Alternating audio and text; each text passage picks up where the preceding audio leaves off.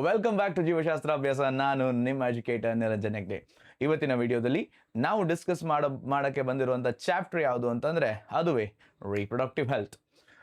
So ಈ chapter ನಿಮಗೆ nearly ನಾವು ಲಾಸ್ಟ್ ಟೈಮ್ ಬ್ಲೂ ಪ್ರಿಂಟಲ್ಲಿ ಡಿಸ್ಕಸ್ ಮಾಡ್ದಂಗೆ 5-6 ಮಾರ್ಕ್ಸಿಗೆ ಬರುತ್ತೆ, ಅವ್ರು +or-1 ಅಂತ ಅನ್ಕೊಳ್ರಿ.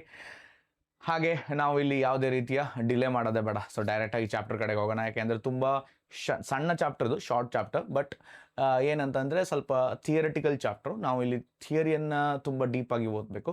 ಸೊ ಅಂದರೆ ಮಾತ್ರ ಕೆಲವೊಂದು ಕ್ವಶನ್ಸ್ಗಳಿಗೆ ಆನ್ಸರ್ ಮಾಡುವಂಥ ಎಬಿಲಿಟಿಯನ್ನು ನಾವು ಡೆವಲಪ್ ಮಾಡ್ಕೊಳ್ಬೋದು.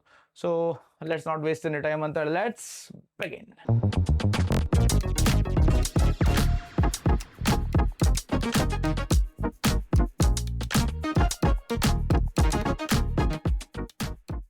So what is reproductive health? ಮೊದಲನೇ ಪರ್ಟಿಕ್ಯುಲರ್ ಕ್ವಶನ್ ನಮಗೆ ಬರೋದೇನು ಅಂತಂದರೆ ರೀಪ್ರೊಡಕ್ಟಿವ್ ಹೆಲ್ತ್ ಅಂದರೆ ಏನು ಅಂತೇಳಿ ಒಂದು ಕ್ವಶನ್ ಬರುತ್ತೆ. ಸೊ ಈ ರೀಪ್ರೊಡಕ್ಟಿವ್ ಹೆಲ್ತ್ ಅಂದರೆ ಏನು? ಅಕಾರ್ಡಿಂಗ್ ಟು WHO, ನೋಡ್ರಿ ಇಲ್ಲಿ WHO ಪರ್ಟಿಕ್ಯುಲರ್ಲಿ ಏನು ಮಾಡ್ತಾ ಇದೆ, ಒಂದು ಸ್ಪೆಸಿಫಿಕ್ ಆಗಿ ಒಂದು WHO ಅನ್ನೋ ಒಂದು ಆರ್ಗನೈಸೇಷನ್ ಏನಿದೆಯೋ, ಸೊ ವರ್ಲ್ಡ್ ಹೆಲ್ತ್ ಆರ್ಗನೈಸೇಷನ್ ಅಂತೇಳಿ, ಈ ವರ್ಲ್ಡ್ ಹೆಲ್ತ್ ಆರ್ಗನೈಸೇಷನ್ ಏನು ಮಾಡ್ತಾ ಇದೆ ಅಂತಂದರೆ the have been very keen on health developments ಅಂತ ಹೇಳ್ತಾರೆ. Don't know. So reproductive health means ಏನಂತ ಡೆಫಿನೇಷನ್ ಕೊಟ್ಟಿದ್ದಾರೆ. Reproductive health means a total well being in all aspects of reproduction, that is physical, emotional, behavioural and social. ನಾವು basically ಏನಾಗಿರಬೇಕು ಅಂತಂದರೆ, so ನಮ್ಮ ಒಂದು particular health ಅಂದರೆ ನಮಗೆ ಗೊತ್ತಿರೋದೇನು ಅಂತಂದರೆ ನಾವು ಫಿಸಿಕಲಿ ಅಥವಾ ನಾವು ಬೇಸಿಕಲಿ ನಮಗೆ ಒಂದು ಯಾವುದೇ ಒಂದು ಡಿಸೀಸ್ ಇಲ್ಲದೆ ಹೋದರೆ ಅದನ್ನು ಹೆಲ್ತ್ ಅಂತೇಳಿ ನಾವು ಇಷ್ಟು ದಿನ ಕರಿತಾ ಇದ್ವಿ. ಬಟ್ ಈಗ ಅರ್ಥ ಮಾಡ್ಕೊಳ್ಳೋದೇನು ಅಂತಂದರೆ ಸ್ವಲ್ಪ ಡಿಫ್ರೆಂಟು. ಇಲ್ಲಿ ನಾವು ರೀಪ್ರೊಡಕ್ಟಿವ್ ಹೆಲ್ತ್ ಬಗ್ಗೆ ಓದ್ತಾ ಇದ್ದೇವೆ, ಆಯಿತಾ. ಇಲ್ಲಿ ಏನು ಹೇಳ್ತಾ ಇದ್ದಾನೆ ಅಂತಂದರೆ, ಸೊ ಆಸ್ಪೆಕ್ಟ್ಸ್ ಆಫ್ ರೀಪ್ರೊಡಕ್ಷನ್ಗೆ ಸಂಬಂಧಪಟ್ಟ ಹಾಗೆ ಎಲ್ಲ ಒಂದು ಪರ್ಟಿಕ್ಯುಲರ್ ಆಸ್ಪೆಕ್ಟ್ಸ್ಗಳಲ್ಲಿ ನಾವು ಏನಾಗಿರಬೇಕು, ಹೆಲ್ದಿ ಆಗಿರಬೇಕು. ಅದು ಯಾವ್ಯಾವುದು? ಒಂದು ಫಿಸಿಕಲ್ಲು, ಇನ್ನೊಂದು ಇಮೋಷ್ನಲ್ಲು, ಇನ್ನೊಂದು behavioural. What you mean by behavioural? ನಮ್ಮ ಬಿಹೇವಿಯರ್, ನಡತೆ ಕೂಡ ಸರಿಯಾಗಿರಬೇಕು. ಆ್ಯಂಡ್ ಸೊಸೈಟಿಯಲ್ಲಿ ಕೂಡ ನಾವು ಸರಿಯಾಗಿ ಬಿಹೇವ್ ಮಾಡಬೇಕು. ನಾವು ಬೇಸಿಕಲಿ ನೀವು ಹೇಳ್ಬೋದು ಏನಂತಂದರೆ ಹುಚ್ಚರಾಗೆ ಬಿಹೇವ್ ಮಾಡಬಾರ್ದು ಅಂತ ಇಂಡೈರೆಕ್ಟ್ ಆಗಿ ಹೇಳ್ತಾ ಇದ್ದಾನೆ ಅಷ್ಟೇ. So reproductively it is very important reproductively. So ಇಲ್ಲಿ ನಮ್ಮ ಒಂದು ಬಿಹೇವಿಯರ್ ಟುವರ್ಡ್ಸ್ ದ ಜೆಂಡರ್ ಸರಿಯಾಗಿರಬೇಕು. That is behaviour towards the females ಕಡೆಗೆ ಸೊ ಮೆನ್ ಸರಿಯಾಗಿ ಬಿಹೇವ್ ಮಾಡಬೇಕು. As well as same thing to the ಯಾರಿಗೆ, ಸೊ ಫೀಮೇಲಿಗೆ ಕೂಡ. ಸೊ ಫೀಮೇಲ್ ಕೂಡ ಮೇಲ್ ಜೆಂಡರ್ ಕಡೆಗೆ ಸರಿಯಾದ ಬಿಹೇವಿಯರನ್ನು ಮಾಡಬೇಕು. ಸೊ ಅದನ್ನೇ ಅವನು ಹೇಳ್ತಾ ಇದ್ದಾನೆ ಇಲ್ಲಿ, ಆಯಿತಾ. ಸೊ ಮುಂದೆ ಹೋಗುವ. So reproductive health problems and strategies ಅಂತೇಳಿ. ಸೊ ರೀಪ್ರೊಡಕ್ಟಿವ್ ಹೆಲ್ತಲ್ಲಿ ಕೆಲವೊಂದು ಪರ್ಟಿಕ್ಯುಲರ್ ಪ್ರಾಬ್ಲಮ್ಸ್ಗಳಿದ್ದಾವೆ. ಅದು ಏನು ಪ್ರಾಬ್ಲಮ್ಸ್ಗಳಿದ್ದಾವೆ, ಸೊ ಅಲ್ಲಿ ಏನು ಬೇಸಿಕಲಿ ನಾವು ಅದಕ್ಕೆ ಸಜೆಷನ್ಸ್ಗಳನ್ನು ತಗೊಂಡಿದ್ದೇವೆ, ಅದನ್ನು ಹೇಗೆ ಸಾಲ್ವ್ ಮಾಡಿದ್ವಿ, ಯಾವ ಸ್ಟ್ರಾಟಜೀಸ್ಗಳನ್ನು ಉಪಯೋಗಿಸ್ಕೊಂಡಿದ್ದೇವೆ ಅಂತ ಹೇಳಿ ಒಂದು ಮೆನ್ಷನ್ ಮಾಡಿದ್ದಾನೆ. So India was among the first countries in the world to initiate action plans and programmes at national level to attach a total reproductive health as a social goal. ನೋಡಿ, ತುಂಬ important. India ಮೊದಲನೇ country ಅಂತೆ. So ಏನಕ್ಕೆ? So social health ಬಗ್ಗೆ, so reproductive ಹೆಲ್ತಿನ social health ಬಗ್ಗೆ, social goal ಬಗ್ಗೆ important ತಲೆಲಿಟ್ಕೊಂಡು ರೀಪ್ರೊಡಕ್ಟಿವ್ ಹೆಲ್ತನ್ನ ಅವರು ಸರಿ ಮಾಡ್ಕೊಂಡಿದ್ದಾರೆ. These programmes called as family planning. ಇದನ್ನ ಏನಂತ ಕರೆದ್ರು? ಫ್ಯಾಮಿಲಿ ಪ್ಲಾನಿಂಗ್ ಅಂತ ಹೇಳಿ ಕರೆದ್ರು ಅವರು. ಏನಂತ ಕರೆದ್ರು? ಫ್ಯಾಮಿಲಿ ಪ್ಲಾನಿಂಗ್ ಅಂತ ಹೇಳಿ. ವೇರ್ ಇನಿಷಿಯೇಟೆಡ್ ಇನ್ 1951. ಇದನ್ನ ಕೇಳ್ಬೋದು, ಎಲ್ಲಾದ್ರೂ MCQ ಕೇಳ್ತಾರೆ ಏನಂತ ಹೇಳಿ ಅಂತಂದ್ರೆ, ಫ್ಯಾಮಿಲಿ ಪ್ಲಾನಿಂಗ್ನ ಇಂಡಿಯಾ ಗೌರ್ಮೆಂಟ್ ಯಾವಾಗ ಸ್ಟಾರ್ಟ್ ಮಾಡ್ತು ಅಂತ ಹೇಳಿ. ಸೊ ಸೂನ್ ಆಫ್ಟರ್ ದ 1951 ಅಂತಂದ್ರೆ ಇಂಡಿಪೆಂಡೆನ್ಸ್ ಸಿಕ್ಕ ಕೆಲವು ವರ್ಷಗಳಲ್ಲಿ ಅಲ್ವಾ. And where periodically assessed over the past decades. ಇಲ್ಲಿ ಅಸೆಸ್ಡ್ ಅಂದ್ರೆ ಏನು? ಸೊ ಅದನ್ನ ಪರಿಷ್ಕೃತ ಮಾಡಿದ್ದಾರೆ ಅಂತ ಹೇಳಿ, ಆಯ್ತಾ. ಅಥವಾ ಅದನ್ನ particularly they have again and again get into that particular program and they have particularly assessed it. ಅದನ್ನ ಸರಿಯಾಗಿ ನಡೀತಾ ಇದೆಯಾ ಇಲ್ವಾ ಅಂತ ಹೇಳಿ ಚೆಕ್ ಮಾಡ್ಕೊಂಡ್ರು. Improved programs covering wide reproduction related areas are currently in operational under the popular name known as reproductive health and child care. RCH ಅನ್ನೋ ಒಂದು ಪ್ರೋಗ್ರಾಮ್ ಈಗ ನಡೀತಾ ಇರುವಂತ ಪ್ರೋಗ್ರಾಮ್ಸ್ ಅಂತ ಹೇಳಿ ಒಂದು ಹೇಳ್ತಾ ಇದ್ದಾನೆ. Creating awareness among the people about various reproduction related aspects and providing facilities and support for building up reproductively healthy society are the major tasks under these programs. ಈ RCH ನ ಪ್ರೋಗ್ರಾಮ್ಗಳಲ್ಲಿ ಮೇನ್ ಗೋಲ್ ಏನು ಅಂತ ಕೇಳಿದ್ರೆ creating awareness among people about reproduction related aspects ಒಂದು. So ಇದು ಒಂದು particular goal. ಎರಡನೇ goal providing facilities and supports for the building up of reproductively healthy society. So ಇವೆರಡು ಪರ್ಟಿಕ್ಯುಲರ್ಲಿ ಗೋಲ್ಸ್ ಆಫ್ RCH ಅಂತ ನೀವು ಹೇಳ್ಬೋದು. ಆಯ್ತಾ, ಇದು RCH ನ ಗೋಲ್ಸ್ ಅಂತ ಹೇಳ್ಬೋದು. 2 ಮಾರ್ಕ್ಸಿಗೆ ಕ್ವಶನ್ ಕೇಳಿದ್ರೆ ಬರೀಬೇಕಾಗುತ್ತೆ. ಸೊ ಇಲ್ಲಿ ಏನು ಹೇಳ್ತಾ ಇದ್ದಾನೆ ಅಂತಂದ್ರೆ ರೀಪ್ರೊಡಕ್ಟಿವ್ ಮತ್ತೆ and child health care programme ಏನಿದೆಯೋ ಇವುಗಳು ಏನಕ್ಕೆ ಫೋಕಸ್ ಮಾಡ್ತಾ ಇದ್ದಾವೆ, ಒಂದಷ್ಟು ರೀಪ್ರೊಡಕ್ಷನ್ ಬಗ್ಗೆ ಇರುವಂತ ಒಂದು ಮೂಢನಂಬಿಕೆ ಇರ್ಬೋದು, ಅಥವಾ ಮಿತ್ಸ್ ಅಂತ ಕರಿತೇವಲ್ವ ಮೂಢನಂಬಿಕೆಗಳಿಗೆ ಅದಿರ್ಬೋದು, ಅಥವಾ ತಪ್ಪು ಕಲ್ಪನೆಗಳಿರ್ಬೋದು, ಅಥವಾ ಏನೇ ಐಡಿಯಾನೇ ಇಲ್ಲದೆ ಇರ್ಬೋದು. ಇಂತಹ ವ್ಯಕ್ತಿಗಳಲ್ಲಿ ಪರ್ಟಿಕ್ಯುಲರ್ಲಿ ಅದನ್ನು ಒಂದು ಐಡಿಯಾವನ್ನು ಅಥವಾ ಒಂದು ಪರ್ಟಿಕ್ಯುಲರ್ ಅವೇರ್ನೆಸ್ಸನ್ನು ಕ್ರಿಯೇಟ್ ಮಾಡುವಂಥದ್ದು. Providing facilities and support for the building up of reproductively healthy society. ಅಂದರೆ health care, reproductive health care. So basically ಕ್ಲಿನಿಕ್ಸ್ಗಳನ್ನು ಅಥವಾ ಹಾಸ್ಪಿಟಲ್ಸ್ಗಳಲ್ಲಿ ಡಿಪಾರ್ಟ್ಮೆಂಟ್ಸ್ಗಳನ್ನು ಡೆವಲಪ್ ಮಾಡುವಂಥದ್ದು ಫಾರ್ ದಿಸ್ ಪರ್ಟಿಕ್ಯುಲರ್ ಪ್ರೊಸೆಸ್. ಆಯಿತಾ, ಸೊ ಇದು RCH ನ ಒಂದಿಷ್ಟು ಕೆಲಸಗಳು. With the help of audio, visual and print media, governmental and non-governmental agencies have taken various steps to create awareness among the people about reproduction related aspects. Again, so there is one particular thing ಇದೆ ಏನಂತಂದ್ರೆ ಇಲ್ಲಿ so ಈ audio visual media ಅಂತ ಏನು ಕರಿತೇವೆ. Audio visual media ಅಂದರೆ ಯಾವುದು? Like TV ಇರ್ಬೋದು, ಸೋಷಿಯಲ್ ಮೀಡಿಯಾ ಇರ್ಬೋದು, ಇನ್ಸ್ಟಾಗ್ರಾಮ್ಸ್ಗಳು ಆಗಿನ ಕಾಲದಲ್ಲಿ ರೇಡಿಯೋ, ಟೆಲಿವಿಷನ್ಸ್ಗಳಿರ್ಬೋದು, ಪತ್ರಿಕೆಗಳಿರ್ಬೋದು, ನ್ಯೂಸ್ ಪೇಪರ್ಸ್, ಮ್ಯಾಗಝೀನ್ಸ್ ಅಲ್ವಾ. ಸೊ ಇವುಗಳೆಲ್ಲ ಏನಾಗಿತ್ತು? ಸೊ ಆಡಿಯೋ ವಿಜುವಲ್ ಮೀಡಿಯಾ ಆಗಿತ್ತು ಆಗ. ಆ್ಯಂಡ್ ದ ಪ್ರಿಂಟ್, ನೋಡ್ರಿ ಇಲ್ಲಿ ನಾನು ಪ್ರಿಂಟ್ ಮೀಡಿಯಾ ಕೂಡ ಅದರಲ್ಲಿ ಮೆನ್ಷನ್ ಮಾಡಿದೆ. ಏನಂತ ಅಂದರೆ the news papers, magazines, books ಇವೆಲ್ಲ. And governmental and non governmental ಏಜೆನ್ಸೀಸ್ಗಳು, ಗವರ್ಮೆಂಟ್ನ ಹೆಲ್ತ್ ಡಿಪಾರ್ಟ್ಮೆಂಟ್ ಇರ್ಬೋದು, ಅಥವಾ ಸಮಾಜ ಕಲ್ಯಾಣ ಇಲಾಖೆ ಇರ್ಬೋದು, ಮಕ್ಕಳ ಕಲ್ಯಾಣ ಇಲಾಖೆ ಇರ್ಬೋದು ಅಲ್ವಾ.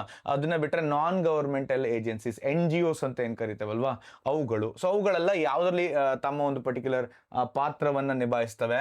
So creating awareness among the people about reproduction related aspects. ಕೆಲವೊಂದು ರೀಪ್ರೊಡಕ್ಷನ್ಗೆ ಹೇಳ್ದಂಗೆ right. Now, parents and other close relatives, teachers and friends also have a major role in the dissemination of the above information. So, roles ಯಾರ್ಯಾರ roll ಇದೆ ಇದರಲ್ಲಿ ಅಂತ ಹೇಳಿ ಹೇಳ್ತಾ ಇದ್ದಾನೆ. Introduction of sex education in schools should also be encouraged to providing right information to the young so as to discourage children from behaving in myths and having misconception about the sex related aspects. ನಾನು ಆಗ ಹೇಳ್ದಾಗೆ so ಈ ಒಂದು particular sex education ಅಂತ ಏನು ನಡೀತದೋ ಈಗ ಎಲ್ಲ ಸ್ಕೂಲ್ಸ್ಗಳಲ್ಲಿ ಇದೆ. ಇದು ಕೂಡ ಒಂದು ಸೆಕ್ಸ್ ಎಜುಕೇಶನ್ನ ಭಾಗವೇ ಈ ಪಾಠ ಕೂಡ. ಸೊ ಇಲ್ಲಿ ಕೂಡ ನಾವು ಕಲ್ತ್ಕೊಳ್ತೇವೆ ಆಯ್ತಾ. ಸೊ ಈ ಪರ್ಟಿಕ್ಯುಲರ್ಲಿ ಸೆಕ್ಷುವಲ್ ಇಂಟರ್ಕೋರ್ಸ್ಗಳ ಬಗ್ಗೆ ಮಕ್ಕಳಲ್ಲಿ ಇರುವಂತಹ ಒಂದು ಮಿತ್ಸ್ ಅಂದರೆ ನಂಬಿಕೆಗಳನ್ನು ತೆಗೆದುಹಾಕುವಂಥದ್ದು ಆ್ಯಂಡ್ ಕೆಲವೊಂದು ಮಿಸ್ಕನ್ಸೆಪ್ಷನ್ಸ್ಗಳಿರ್ತವೆ. ಆ ಮಿಸ್ಕನ್ಸೆಪ್ಷನ್ಗಳನ್ನು ತೆಗೆದುಹಾಕುವಂಥ ಕೆಲಸವನ್ನು ನಾವು ಮಾಡ್ತಾ ಇದೆ ಥ್ರೂ ದ ಸೆಕ್ಸ್ ಎಜುಕೇಶನ್ ಮುಖಾಂತರ. Proper information about reproductive organs, adolescence and related changes, safe and hygienic sexual practices, sexual transmitted diseases, AIDS, etc. So ಇವುಗಳ ಬಗ್ಗೆ ಒಂದು ಐಡಿಯಾವನ್ನು ಕೊಡುವಂಥದ್ದು. ಏನು ಯಾವುದು ಹೇಳ್ರಿ? ರೀಪ್ರೊಡಕ್ಟಿವ್ ಆರ್ಗನ್ಗಳ ಬಗ್ಗೆ ಐಡಿಯಾ ಕೊಡುವಂಥದ್ದು ಅಲ್ವಾ. ಅಡೋಲೆಸೆನ್ಸ್, ಸೊ ಪರ್ಟಿಕ್ಯುಲರ್ಲಿ ಈ ಅಡೋಲೆಸೆಂಟ್ ಅನ್ನೋ ಒಂದು ಸ್ಟೇಜಲ್ಲಿ ಏನೇನು ಬದಲಾವಣೆಗಳಾಗ್ತವೆ ಅದ್ರ ಬಗ್ಗೆ ಒಂದು ಐಡಿಯಾವನ್ನು ಕೊಡುವಂಥದ್ದು. ರಿಲೇಟೆಡ್ ಚೇಂಜಸ್, ಅದೇ safe and hygienic sexual practices, sexual intercourse ನಡೆಸಬೇಕಾದ್ರೆ ಯಾವ ರೀತಿಯ ನಾವು ಸೇಫ್ ಆ್ಯಂಡ್ ಹೈಜೆನಿಕ್ ಆಗಿ ಇರಬೇಕು. ನಂತರ ಸೆಕ್ಷುವಲಿ ಟ್ರಾನ್ಸ್ಮಿಟೆಡ್ ಡಿಸೀಸಸ್, ಈ ಅನ್ಸೇಫ್ ಅಥವಾ ಅನ್ಪ್ರೊಟೆಕ್ಟೆಡ್ ಸೆಕ್ಷುವಲ್ ಇಂಟರ್ಕೋರ್ಸ್ಗಳು ನಡೆಸಿದಾಗ ಸೊ ನಮ್ಮಲ್ಲಿ ಯಾವ ರೀತಿಯ ಒಂದು ಸೆಕ್ಷುವಲ್ ಟ್ರಾನ್ಸ್ಮಿಟೆಡ್ ಡಿಸೀಸಸ್ಗಳು ಬರ್ತವೆ. ಫಾರ್ ಎಕ್ಸಾಂಪಲ್ ಏಡ್ಸ್ ಅಂತೇಳಿ ಕೊಟ್ಟಿದ್ದಾರೆ ಅಲ್ವಾ. ಸೊ ಇದೇ ಥರ ಹೆಪಟೈಟಿಸ್ B ಅಂತ ಬರುತ್ತೆ, ಗೊನೋರಿಯಾ ಅಂತ ಬರುತ್ತೆ ಆಯ್ತಾ, ಹರ್ಪಿಸ್ ಅಂತೇಳಿ ಬರುತ್ತೆ. ಥರ varieties of sexually transmitted diseases ಆದರೆ ಸೊ ಅದರ ಬಗ್ಗೆ ಒಂದು ಪರ್ಟಿಕ್ಯುಲರ್ ಐಡಿಯಾವನ್ನು ಕೊಡುವಂಥದ್ದು ಜನತೆಗೆ ಆಯ್ತಾ ಆ್ಯಂಡ್ ಮಕ್ಕಳಲ್ಲಿ. Then, educating people, especially fertile couples and those in marriageable age group, about viable birth control options, care of pregnant mothers, postnatal care of the mother and child, importance of the breastfeeding, equal opportunities for the male and female child. So ಈಗ ಒಂದು question ಕೇಳ್ತಾನೆ 3 ಮಾರ್ಕ್ಸ್ಗೆ ಏನಂತ ಅಂದರೆ so ನೀವು ಒಂದು ಹೆಣ್ಣು ಮಗಳಿಗೆ ಯಾವ ರೀತಿ ಕೇರ್ ಮಾಡ್ತೀರಾ ಅಥವಾ ಹೆಣ್ಣು ಮಗಳಲ್ಲಿ ಯಾವ ರೀತಿಯ ಒಂದು ಅವೇರ್ನೆಸ್ ಅನ್ನ ಕ್ರಿಯೇಟ್ ಮಾಡ್ತೀರಾ ಅಂತ ಕೇಳಿ. ನೋಡ್ರಿ, ಫರ್ಟೈಲ್ ಕಪಲ್ಸ್ ಅಂತಂದ್ರೆ the one who are actively undergoing the sexual intercourse ಅಂತ ಹೇಳ್ಬೋದು, ಅಥವಾ who are able to produce the young ones ಅಂತ ಹೇಳ್ಬೋದು. ಆಯ್ತಾ? And those marriageable age group ಅಲ್ಲಿ ಇರುವಂತವ್ರು, ಅಂದ್ರೆ ಮದುವೆಯ ವಯಸ್ಸಿನಲ್ಲಿರುವಂತವರಲ್ಲಿ ಈ ಒಂದು ಅವೇರ್ನೆಸ್ ಅನ್ನ ಕ್ರಿಯೇಟ್ ಮಾಡುವಂಥದ್ದು. ದೆನ್ ಈ ಬರ್ತ್ ಕಂಟ್ರೋಲ್ ಆಪ್ಷನ್ಸ್ ಗಳನ್ನ ಅವರಿಗೆ ತಿಳಿಸ್ಕೊಡುವಂಥದ್ದು. ಆಯ್ತಾ? ಲೈಕ್ ಫಾರ್ ಎಕ್ಸಾಂಪಲ್ IPIL ಇರ್ಬೋದು, ಗರ್ಭ ನಿರೋಧಕ ಮಾತ್ರೆಗಳಿರ್ಬೋದು ಅಲ್ವಾ. Then particularly you can go for copper tea, you can go for condoms, you can go for barrier methodsಗಳು ಬೇರೆ ಬೇರೆ ರೀತಿಯದ್ದು ಅಲ್ವಾ. ಸೊ ಇವುಗಳನ್ನ ನಾವು ಒಂದು ಐಡಿಯಾವನ್ನ ಕೊಡುವಂಥದ್ದು.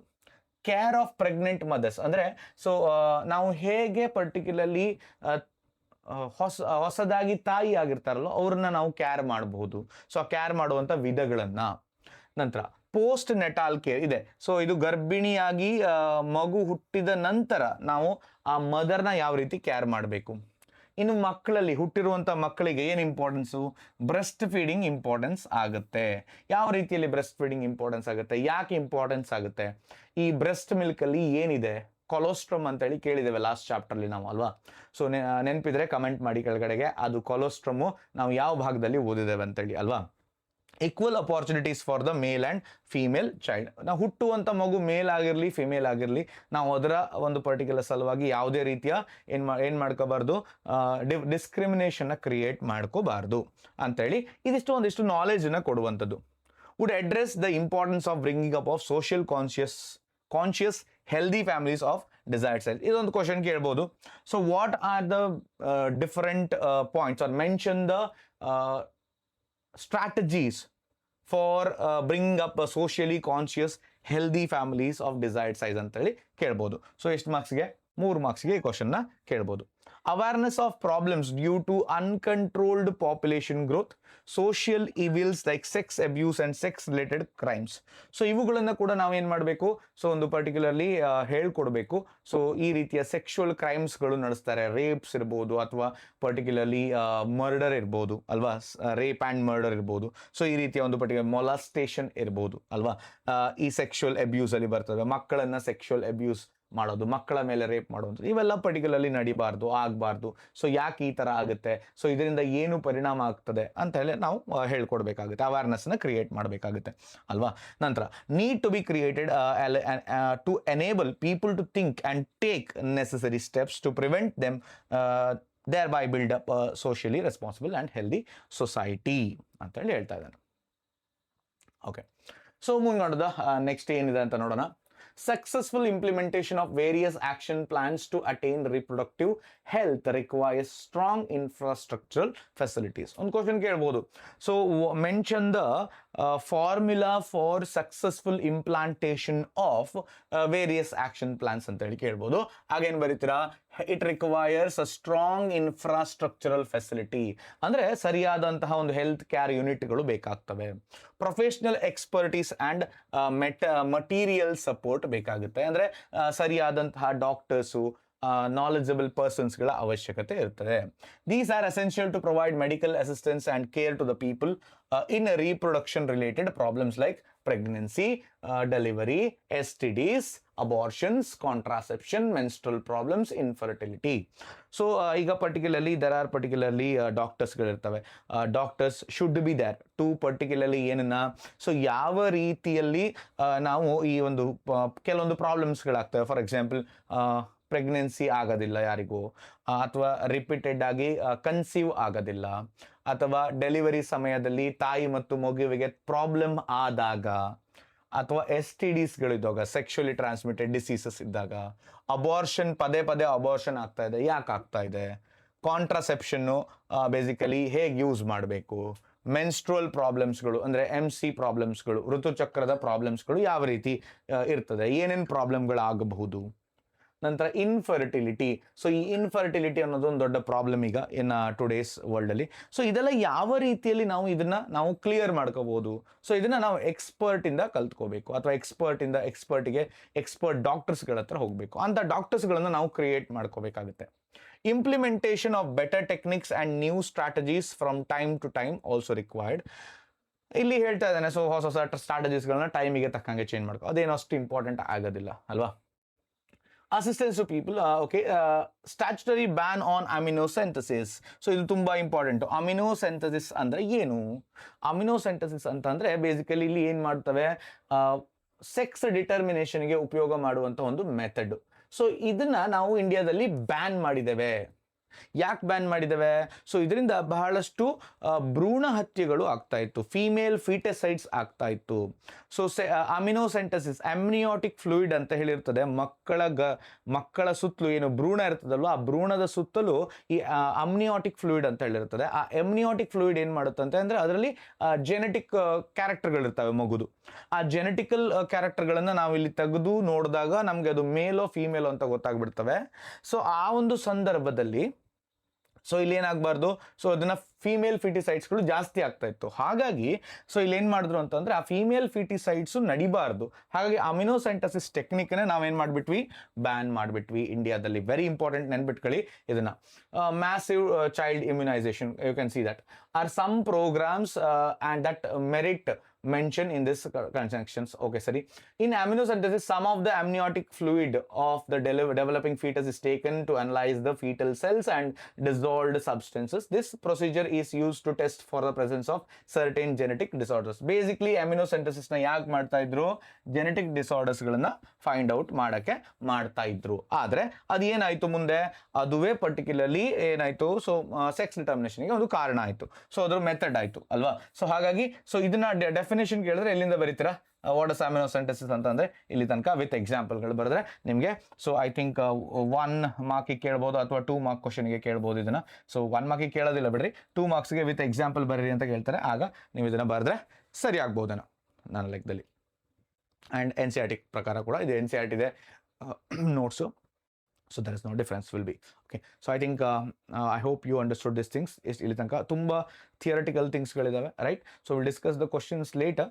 ಸೊ ಈ ಒಂದು ಪರ್ಟಿಕ್ಯುಲರ್ ವಿಡಿಯೋದ ಕೊನೆಯಲ್ಲಿ ನಾನೊಂದಿಷ್ಟು ಕ್ವಶನ್ಸ್ಗಳನ್ನು ನಿಮ್ಮ ಮುಂದೆ ಇಡ್ತೇನೆ. So try to answer it. Okay, ಮುಂದೆ better awareness about sex related matters, increase number of medically assisted deliveries and better post natal care leading to decreased maternal infant mortality rates, increased number of couples with small families, better detection and cure of STDs, and overall increased medical facilities for all sex related problems all indicate improved reproductive health of the society. ಒಂದು question ಕೇಳ್ತಾನೆ, what are the reasons for population explosion ಅಂತ ಹೇಳಿ ಒಂದು question ಕೇಳ್ಬೋದು. ಖಾಲಿ 3 marks ಕೇಳ್ತಾನೆ. ಏನು ಬರೀತೀರಾ? So that is increase number of medically assisted deliveries, better post natal care leading to decreased maternal and infant mortality rate. So maternal mortality rate ಅಂದರೆ so maternal mortality rate MMR.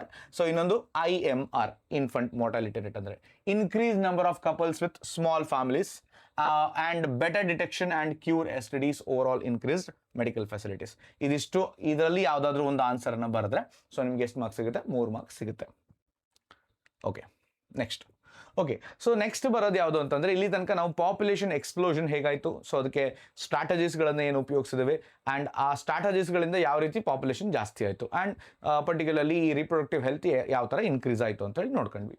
ಈಗ ನೋಡೋದೇನು ಅಂತಂದರೆ ನಾವು basically population stabilisation and birth control ಅಂತ ಹೇಳಿ, ಆಯಿತಾ. Population stabilisation and birth control. ನಾವು population ಸ್ಟೆಬಿಲಿಟಿಯನ್ನು ಹೇಗೆ maintain ಮಾಡ್ಬೋದು, how we can maintain the population stability. ಬಹಳ ತುಂಬ ವೇಗವಾಗಿ ಗ್ರೋ ಆಗ್ತಾ ಇದೆ ನಮ್ಮ ಒಂದು ಪರ್ಟಿಕ್ಯುಲರ್ ಪಾಪ್ಯುಲೇಷನ್. ಇದನ್ನು ನಾವು ಹೇಗೆ ಕಂಡೆನ್ಸ್ ಮಾಡಬಹುದು, ಸೊ ಈ ಕಂಡೆನ್ಸ್ ಮಾಡೋಕ್ಕೆ ಏನು ಮೆಥಡ್ ಇದೆ, ಸೊ ಇವನ್ನೆಲ್ಲ ನಾವು ಇಲ್ಲಿ ಓದ್ತೇವೆ ಇದರಲ್ಲಿ, ಆಯಿತಾ. First let's see, so there are lot of numbers are there ಓಯೋ, ಇಂಪಾರ್ಟೆಂಟ್ ನಂಬರ್ಸ್ಗಳು. ಸೊ ಯಾವ ರೀತಿಯಲ್ಲಿ ಪಾಪ್ಯುಲೇಷನ್ ಎಕ್ಸ್ಪ್ಲೋಷನ್ ಆಗಿದೆ ಅಂತೇಳಿ ಹೇಳ್ತಾ ಇದ್ದಾನೆ ನೋಡ್ರಿ. In the last century all round development in various fields significantly improve the quality of life of the people, right, you know that. However, increased health facilities along with the better living conditions had an explosive impact on the growth of population, ಅಲ್ವಾ. Growth of population ತುಂಬ ಒಂದು effect ಅನ್ನ ಬೀರ್ತಾ ಇದೆ. The world population, which was around 2 billion, that is 2000 million in 1900, okay, rocketed to 6 billion by 2000. Today we are nearly 8 billion, alva. So 7.2 billion in 2011 ಆಗಿದೆ. ನಾವು somewhere around 8 billion ಹತ್ರ ಹೋಗಿದ್ದಾವೆ. A similar trend was observed in India. Our population which was approximately 350 million, ಅಂದರೆ our ಅಂತಂದರೆ ಇಂಡಿಯಾದ್ದು, at the time of our independence ಅಂದರೆ 1947 ಹತ್ರದಲ್ಲಿ close to the billion mark by 2000, ಅಂದರೆ 1 ಬಿಲಿಯನ್ ಹತ್ರ 1 ಬಿಲಿಯನ್ ಹತ್ರ ಅಂದರೆ 1000 ಮಿಲಿಯನ್ ಹತ್ರ ರೀಚ್ ಆಗಿದ್ವಿ. And crossed 1.2 billion in May 2011 and now we are I think 150 crores plus. ನಮ್ಗೆ 150 ಕ್ರೋರ್ಸ್ ಇದೆ ಆಲ್ರೆಡಿ, ರೈಟ್? ಪ್ಲಸ್ ಇದಾವೆ. ನಾವೇ ಇಂಡಿಯಾದ ನಾವು ದೊಡ್ಡ populated country. Rapid decline in the death rate, maternal mortality rate and infant mortality rates as well as increase in number of people in a reproductive age are the probable reasons for this. So ಇಲ್ಲಿ again ನಾನು ಆವಾಗ ಹೇಳಿದ್ನಲ್ವಾ, so population ಗ್ರೋತ್ಗೆ ಏನು reason ಕೇಳಿದ್ರೆ ಈ ರೀಸನ್ಸ್ನ ಬರೆದ್ರಾಯ್ತು. ಯಾವುದು? Rapid increase in number of people in reproducible ಏಜಲ್ಲಿ ಇರುವಂಥದ್ದು, MMR, IMR, decline of death rate. I hope you understood, right? So ನಿಮ್ಗೆ ಅರ್ಥ ಆಗಿದೆ ಅಂತ ಅನ್ಕೊಳ್ತೇನೆ ನಾನು, right? Next, through our reproductive health, child health care, RCH program, we could bring down the population growth rate. It was only my marginal. ಏನು ಆಗಲಿಲ್ಲ, today's world ಅಲ್ಲಿ ಏನು ಡಿಫರೆನ್ಸ್ ಆಗಲಿಲ್ಲ. According to the 2011 census report, population growth rate was less than 2% ಇತ್ತು ಅಂತ ಹೇಳ್ತಾರೆ. That is it is impossible ಅಂತ ಹೇಳ್ಬೋದು, ಆಯ್ತಾ? A rate at which our population could increase rapidly. Such an alarming growth rate, ಇದಕ್ಕಿಂತ ಜಾಸ್ತಿ ಇತ್ತು. ಬೇಸಿಕಲಿ ಇಟ್ ವಾಸ್ ಡೇಟಾ ಸರಿಯಾಗಿ ಕಲೆಕ್ಟ್ ಆಗಿದೆಯಲ್ಲ ಗೊತ್ತಿಲ್ಲ. So it is absolutely something which is we cannot discuss over here because we don't know the data exactly, right? ಇಲ್ಲಿ ಹೇಳಿದ್ದಾರೆ ಅಷ್ಟನ್ನ ಮಾತ್ರ ನಾವು ನಂಬ್ಕೋಬಹುದು. ಮುಂದೆ ಹೋಗೋ. ನೆಕ್ಸ್ಟ್ ನೋಡಿ, the most important steps to overcome this problem. ಯಾವ ಪ್ರಾಬ್ಲಮ್ನ? ಪಾಪ್ಯುಲೇಷನ್ ಎಕ್ಸ್ಪ್ಲೋಷನ್ನ ನಾವು ಹೇಗೆ ಕಂಟ್ರೋಲ್ ಮಾಡ್ಬೋದು? Motivate smaller families by using various contraceptive methods. So smaller ಫ್ಯಾಮಿಲೀಸ್ಗಳನ್ನು ಮೋಟಿವೇಟ್ ಮಾಡಬೇಕು ಕಾಂಟ್ರಾಸೆಪ್ಟಿವ್ಸ್ಗಳನ್ನು ಉಪಯೋಗಿಸ್ಲಿಕ್ಕೆ. ಅವರ ಮೇಲೆ ಎಕಾನಮಿಕ್ ಬರ್ಡನ್ ಬೀಳದೇ ಇರುವ ಹಾಗೆ ನೋಡ್ಕೊಳ್ಳಿಕ್ಕೆ ಹೆಲ್ಪ್ ಮಾಡಬೇಕು. You might have seen advertisements in the media as well as posters and bills. So ನೀವೆಲ್ಲ ನೋಡಿರ್ತೀರ ಒಂದಿಷ್ಟು ಪೋಸ್ಟರ್ಗಳು ವಾಲ್ ಮೇಲೆ ಇರುವಂಥದ್ದು, ಏನಂತ ಹೇಳಿ, showing happy couple with 2 childrens with a slogan ಹಮ್ ದೋ ಹಮಾರೆ ದೋ ಅಂತೇಳಿ ಅಲ್ವಾ? ಹಮ್ ದೋ ಹಮಾರೆ ದೋ ಅಂತ, ನಾವಿಬ್ಬರು ನಮಗಿಬ್ಬರು, ವಿ ಟು ಆರ್ಸ್ ಟು ಅಂತೇಳಿ, ರೈಟ್? ಇದೆಲ್ಲ ಪೋಸ್ಟರ್ಸ್ಗಳು ಮೊದಲೆಲ್ಲ ಆಗ್ತಾ ಇದ್ರು, ಈಗೆಲ್ಲ ಹಾಕೋದಿಲ್ಲ. ಈಗೆಲ್ಲ ಅಡ್ವರ್ಟೈಸ್ಮೆಂಟ್ ಕೂಡ ಬರ್ತಾ ಇಲ್ಲ, right? Many couples, mostly the young urban working ones have even adopted 1 child norm. ಭಾಳ ಜನರ ಮನೇಲಿ ಈಗೆಲ್ಲ ಇದು ವಿ ಕ್ಯಾನ್ ಅಂಡರ್ಸ್ಟ್ಯಾಂಡ್. ಸೊ ಒಬ್ಬೊಬ್ಬರೇ ಮಕ್ಕಳು ಇರ್ತಾರೆ, right? Statutory raising of marriageable age, ಅಂದರೆ ಮ್ಯಾರೇಜಬಲ್ ಏಜ್ನ 21 ವರ್ಷಕ್ಕೆ ಏರಿಸುವಂಥದ್ದು 18ರಿಂದ ಆಲ್ರೆಡಿ ಮಾಡಿದ್ದಾರೆ ಅದನ್ನು. It is been done.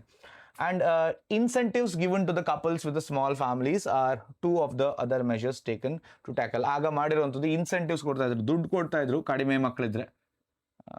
It is a oldest method, right? Let us describe some of the commonly. ಇಲ್ಲಿ ಕಾಂಟ್ರಾಸೆಪ್ಟಿವ್ಸ್ಗಳನ್ನು ಉಪಯೋಗಿಸುವಂಥದ್ದು ಭಾಳ ಏನಾಗಿದೆ. ಸೊ ಎಫೆಕ್ಟಿವ್ ಮೆಥಡ್ ಆಗಿ we can see if we did not know how the contraceptive worked, so I think it might be what. So ಏನಾಗ್ತಾ ಇತ್ತು, ಮತ್ತು population ಜಾಸ್ತಿ ಆಗ್ತಾ ಇತ್ತು ಇಂಡಿಯಾದಲ್ಲಿ. ಸೊ ನಾವೀಗ ಏನು ನೋಡೋಣ, ಹೇಗೆ ಪರ್ಟಿಕ್ಯುಲರ್ಲಿ ಕಾಂಟ್ರಾಸೆಪ್ಟಿವ್ಸ್ಗಳನ್ನು ಉಪಯೋಗಿಸಿ ನಾವು ಒಂದು ಪರ್ಟಿಕ್ಯುಲರ್ ಬರ್ತ್ ಕಂಟ್ರೋಲ್ನ ಮಾಡಿದ್ದೇವೆ ಅಂತೇಳಿ.